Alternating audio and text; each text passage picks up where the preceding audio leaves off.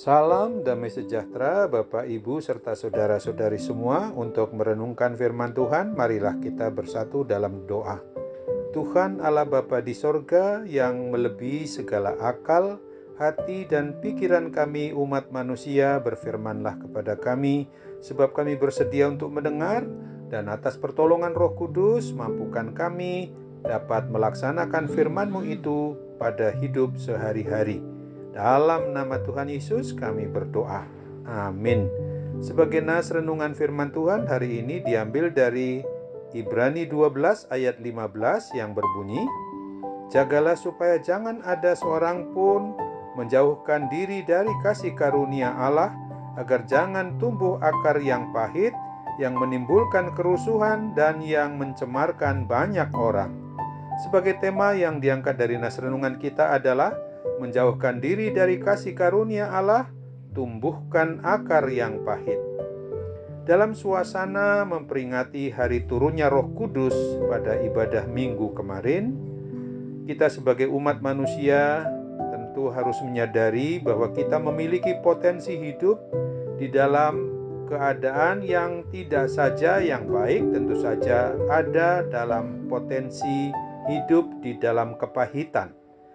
Akibat dosa atau kesalahan kita, di saat saling berelasi satu dengan yang lain sebagai umat manusia, bisa saja saling menyakiti hati. Bagi yang menyakiti, kesalahan bisa menjadi penyesalan yang membebani hidup kita umat manusia ini. Sementara bagi kita yang disakiti, luka bisa merupakan perubahan menjadi kebencian atau trauma hidup. Akar pahit awalnya mungkin kecil lalu bertumbuh berkembang, tetapi lama-kelamaan racunnya akan bereaksi mempengaruhi hidup kita. Pada nas renungan kita ini menjelaskan tidak ada hal yang positif sifatnya yang dihasilkan oleh akar pahit, dan itu semua diungkapkan dampaknya akan menimbulkan kerusuhan dan mencemarkan banyak orang. Nas renungan kita hari ini mau mengajarkan dan mengajak kita agar di dalam hidup kita umat yang beriman percaya kepada Kristus, jangan ada tumbuh akar pahit. Caranya adalah mau mendekatkan diri pribadi atau keluarga kita kepada kasih karunia pengampunan Tuhan Yesus Kristus, dan hanya di dalam Yesus Kristus dan dalam persekutuan Roh Kudus, yaitu supaya kita dengan sengaja tetap berada di dalam lingkaran kebaikan kasih sayang Tuhan Allah Bapa kita itu saja. Jika menjauh, maka seseorang akan gagal menerima dan mengalami kasih karunia Allah itu. Dalam Roma 5 ayat 15 mencatat, jauh lebih besar lagi kasih karunia Allah. Dalam kasih karunia Allah ada pengampunan, ada pembenaran dan pemulihan hidup ketika kita umat manusia ini mau bertobat dari dosa dan kesalahan kita. Kasih karunia Allah teramat besar dan mampu memulihkan segala kepahitan hidup kita umatnya. Lihatlah perbandingan kisah dua orang murid Tuhan Yesus yang menyakitinya dengan cara berkhianat. Yang kita lihat Yudas Iskariot mengkhianati Tuhan Yesus dengan menjualnya kepada imam kepala dan tua-tua Israel atau Yahudi, sementara Simon Petrus menyangkal Tuhan Yesus sebanyak 3 kali.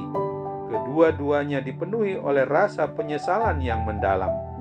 Bagi Yudas Iskariot dihantui oleh rasa bersalah, menimbulkan akar pahit dalam dirinya yang lebih besar daripada kasih karunia pengampunan Tuhan Yesus, sehingga dia berakhir pada kehidupan yang tidak dipertahankan dalam pengampunan Tuhan, tetapi malah dia harus bunuh diri. Berbeda dengan Simon Petrus, ia juga mengalami akar pahit, kepedihan, dan rasa bersalah, namun ia menemukan kasih karunia Allah yang memulihkan hidupnya. Tuhan Yesus menampakkan diri kepadanya dan 3 kali bertanya kepadanya, "Apakah engkau mengasihi aku?"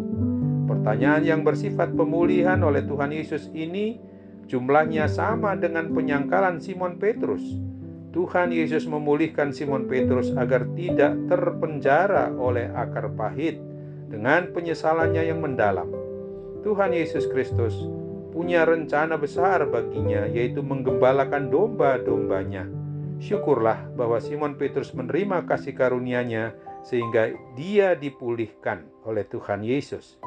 Tidak ada umat manusia di dunia ini yang sempurna. Semua umat manusia telah kehilangan kemuliaan Allah dan hidup dalam kekuasaan dosa. Menyakiti atau disakiti bagaikan dua sisi koin mata uang yang sulit untuk dapat dipisahkan. Akan tetapi, yakin dan beriman percayalah kepada Tuhan Yesus, sebab oleh kasih karunia-Nya lah kita dapat memulihkan apapun agar kepahitan hidup kita yang menjadi akar pahit itu. Mari dekatkanlah diri pribadi atau keluarga kita senantiasa dan berserah kepada Roh Kudus yang pasti akan memulihkan kita dan dapat menikmati kasih karunia Allah itu setiap hari. Amin. Mari kita kembali bersatu dalam doa.